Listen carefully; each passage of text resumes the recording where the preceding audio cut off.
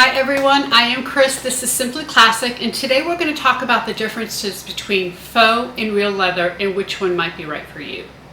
So let's start out with some of the things we know about both products. Faux leather is a man-made product made from plastics, where leather is real, made from animal hides.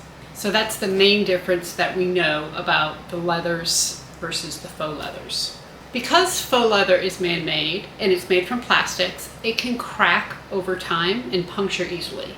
Leather is a much more durable product that will not fade or crack if it's good, real quality leather, and instead it will patina over time and give it a fantastic look.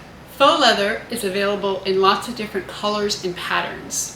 Because it is man-made, it is easy to get different variations in color and patterns like we see in this bag here. That's much more costly to do with real leathers. So typically you're going to see a lot of real leathers in solid colors and without a lot of pattern. If there are some that you find with pattern, chances are they're going to be a little more costly than the solids. So let's talk about cost. Faux leathers are typically much more cost effective than real leathers because they are man-made and they're made on a roll. When you receive a roll of faux leather, it has been cut off of a large bolt that is received by someone who has cut that faux leather for you. Leather is sold by the hide and is a little more difficult to manufacture. Therefore, you're going to find that leather typically is a higher priced product than the faux leathers. Because faux leather is a man-made product, the smell, you're going to find that the smell is different.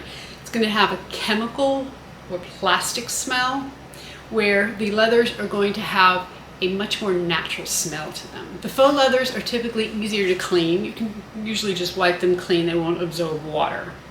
Real leather can absorb water over time, and it can be a little more difficult to get stains out. You always want to use a leather approved product to clean your leather. Leather behaves differently than faux leather, and I want to show you an example of that.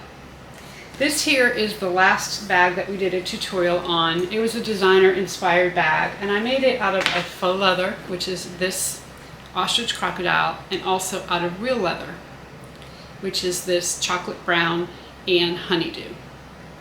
So looking at the two bags, the seams in the faux leather bag, let me point some of this out to you, don't sit as nicely. And what I mean by that is they tend to want to cave in on itself. You can see here the seams are not as sharp as what I'm going to show you on the leather. The other thing is that you can form and shape leather a little better than you can faux leather. And what I mean by that is I'm going to open up this flap and show you the inside of this. You can see that this is really rounded. I have a seam here and a seam down here, but it's not going to sit square. And unless I sew that or put some kind of snap or make this faux leather behave the way I want it to by sewing something in, it is not going to do that. It is always going to go back to a rounded corner here, and you can see here even these are not super sharp. The leather seams sit much more naturally and nicely than the faux leather bag. You can see these seams here are all poked out and they are sitting very sharp and taut, very nice. Even on the main part of the bag, none of these seams are trying to cave in.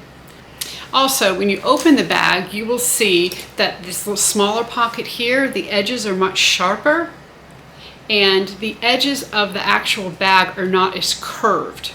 Now, you do have seams here, and therefore it is not going to sit exactly square because of the fact that you've got a seam. However, you can form this and hit it with a hammer, which I've told you about before, and it will stay a lot better than the faux will. You can see even by me just using my hands on this, it stays a lot better.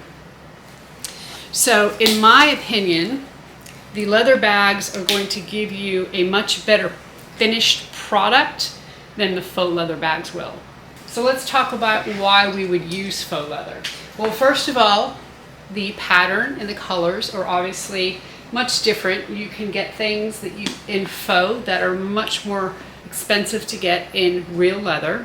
So if you're looking for a purple bag, or if you're looking for some kind of pattern bag, you're probably going to find it easier in a faux than you will a real leather. Another thing sometimes is just personal preference.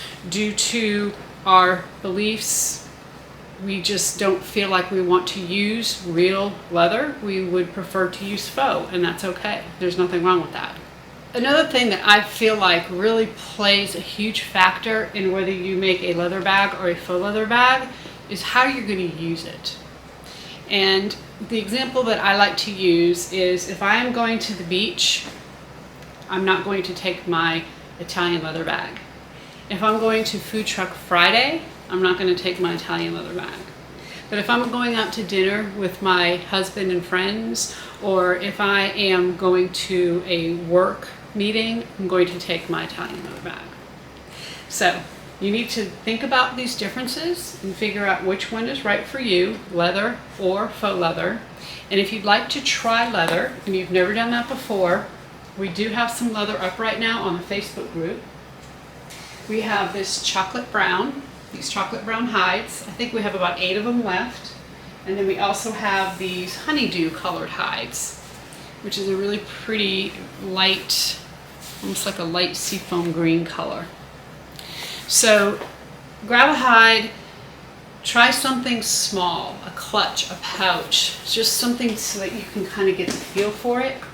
If your machine will handle the faux leathers, then your machine will handle these genuine leathers. Not all, but the leathers that I sell, they certainly will. So, faux, real, I don't know, you need to kind of decide what's best for you and go from there. Until next time, happy sewing.